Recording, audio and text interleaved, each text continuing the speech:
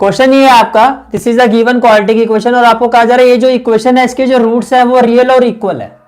तो out of these option which relation is true, with respect to this condition कौन सा relation आपका true है, ये आपसे पूछा जा रहा है। तो देखो कैसे आप इस क्वेश्चन को अप्रोच करोगे। फर्स्ट ऑफ ऑल देखो ये गिवन इक्वेशन है, अगर रूट्स इक्वल है आप कहोगे as roots are real and equal, as roots are real and equal. अगर रूट्स रियल है और इक्वल है तो इसका मतलब क्या होगा, विच इंप्लाइज, तो जो डी है आपका वो 0 के इक्वल होगा। भैया अगर रूट्स रियल और इक्वल है तो discriminant will be equal to 0, तो डिस्क्रिमिनेंट किसके इक्वल होगा, 0 के इक्वल होगा। और डिस्क्रिमिनेंट का मतलब क्या हो गया, बी स्क्वायर, तो ये हो गया B square minus 4ac will be equal to 0।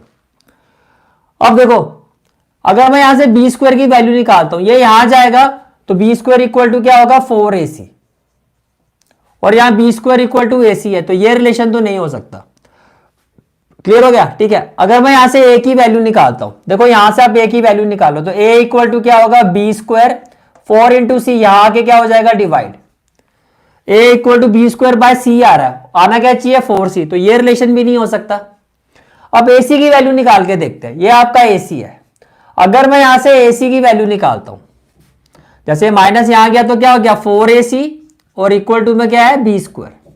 अब अगर मैं यहां से ac की वैल्यू निकालता हूं तो आप कहोगे sir ac will be equal to B square by 4, ac is equal to B square by 4, तो यही आपका आंसर होगा, दैट इज ऑप्शन सी।